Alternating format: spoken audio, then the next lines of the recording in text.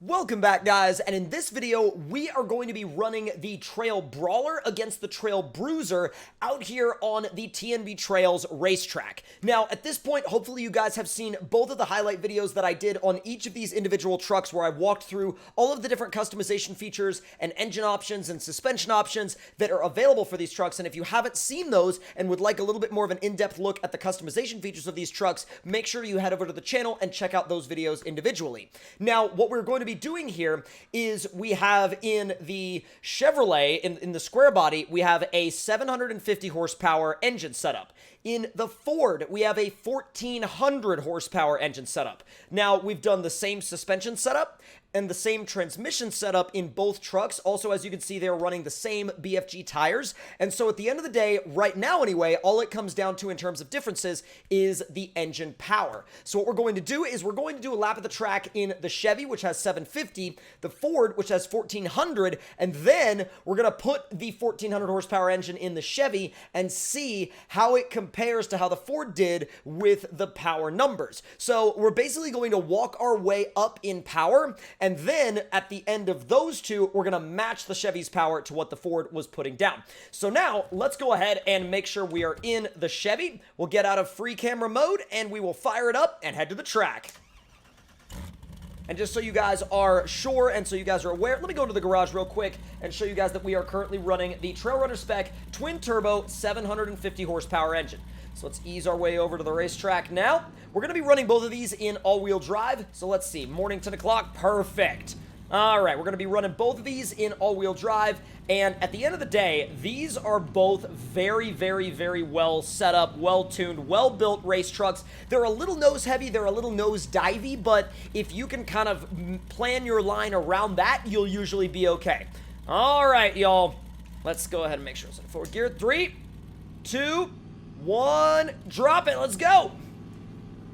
Now that race spec transmission is actually really good to run around TNB Trails just in high, and you can do it that way, although some people do prefer to run it in automatic mode, so really at the end of the day, it's up to you, and really you should probably get a few practice laps with both of these trucks just to see what you prefer. Now the reason why I went with the King of the Hammers spec suspension is because that suspension is basically already fully pre-damaged, if you will, and what I mean by pre-damaged is the fact that that suspension, the game thinks that that suspension is already fully damaged out, so it can't really pick up any more damage. Oh, massively cased the first jump. Okay, I was hoping I had, and then I way overdid it for the second jump. These are a little bit, when it comes to the rhythm that you have on this track, these trucks can be a little bit picky. And when I say a little bit picky, I mean picky in the sense that if you get it wrong, if you over jump, they will nose in too hard and they will flip over. However, if you do like a good bit of challenge to the truck that you're driving, you can get some pretty good laps in with these trucks as long as you really plan out the line that you're going to take. Let's see if I can anticipate this correctly. I did it better than I did the last time, but still not all that great because I came in with a little bit less, you know, nose-in angle than I did last time, but still it was just enough that the truck nosed into the ground and completely flipped over. So through this section, it does awesome. This truck is definitely better at turning than it is at jumping. If you want a truck that really does well in high-speed turns, both the Trail Bruiser and the Trail Brawler are great options. I mean, in terms of being able to get the power down in the turns, you can't really argue with either one of these trucks. They're both great. But when it comes to jumping, they have their fair share of issues. And when I say issues, it's not necessarily issues with the truck. It's just, you know, things that you have to get used to as a driver because obviously the truck is going to nose in a lot harder. So let's go ahead and repair that damage real quick and shut the truck down.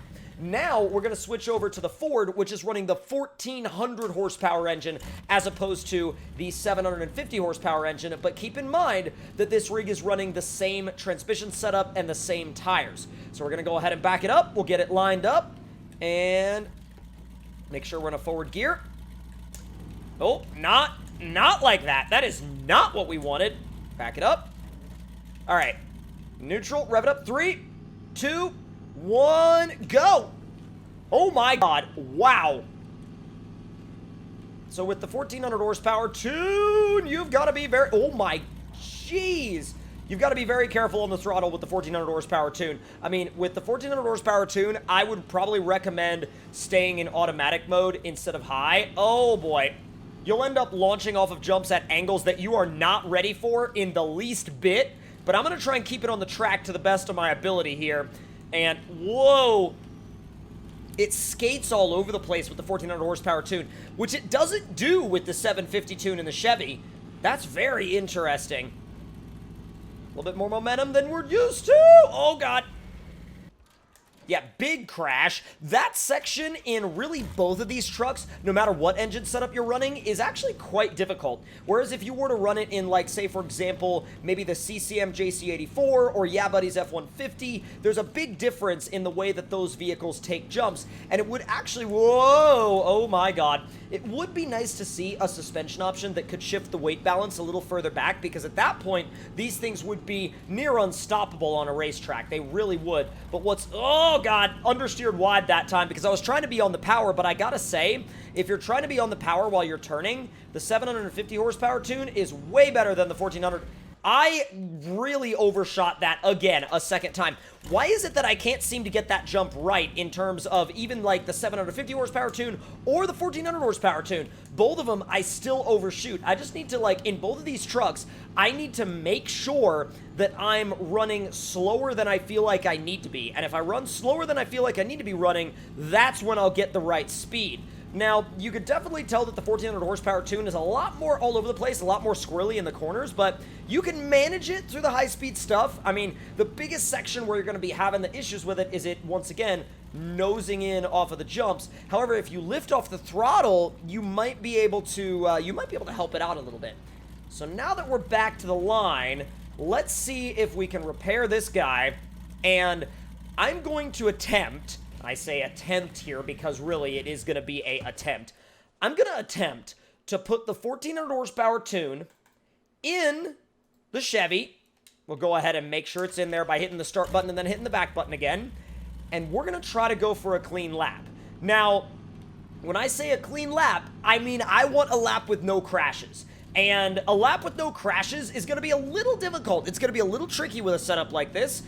But I've got to tell you, I have a feeling that it can be done as long as I get the two problem sections, at least problem sections for me, done and over with without any issues. For example, the first little jump section that you go through, I keep casing the first one, and then that sets me up really badly for the second one. And then also, the downhill jump that I always go too fast for. So 3, 2, 1, let's go. Let's find out what happens. Whoa. All right, let's try not to jump sideways. Even if I have to sacrifice a little bit of speed, I'm not really too bothered about that. I'm going to try just making sure I lift off the throttle when Dude! That's it. That's it. If I lift off the throttle when I go off the jump in these trucks, I know it's weird, but like a lot of the other race rigs in SnowRunner that are mods, obviously, are designed so that you can pin it all the way off the lip of the jump, whereas this truck, it wants you to lift. So you have to come in with a lot of speed and then lift. If you do that, you're golden. Oh, but not then. I didn't, oh man. I lifted too late. But at the very least, I feel like I now know what you should do with these trucks. You know what I mean? All right, so let's go over the top. A little bit of nosediving still, but like much better when you lift off the throttle before the jump. Way, way, way better. And that's with the 1400 horsepower tune. I mean, I did manage to get the first jump done correctly, so, all right, remember, this one is going to be slow. Too slow.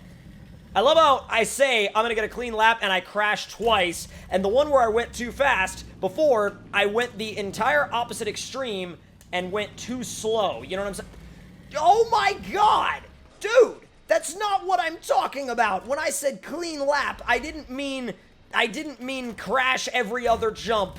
I was doing so well too, and now I'm kind of in the place of where I really wish that I had just taken those approaches that I really had discussed with myself before the beginning of the track. And this section I really never have any trouble with. Ironically enough, when I'm out here in Yeah Buddy's F-150, I have more trouble with these turns than I do with the jumps. But with these vehicles, like these trucks, this pair of trucks, I have a way easier time with the turns than I do with the jumps. See, I lifted off the throttle there, and it still did a nosedive. It still did a nosedive. So really, at the end of the day, I feel like the general consensus with both of these trucks on this particular track, now granted, there are obviously other tracks that you can use, but on this particular track, they feel a little nose heavy, and you do have to be really, really careful. Now, I'm sure it's possible to get a completely clean lap with these things here, but it's definitely one that you'll have to work on as you go along. You know, you'll have to build your confidence with these trucks and figure out the line that works best for you. Now, I am very, very curious about something, and that is the JC84. Now, I love driving the JC84 because the JC84 drives a lot like a buggy in a lot of ways, but we're going to go ahead and actually take that cap off. We're going to try to put, orange works fine for me.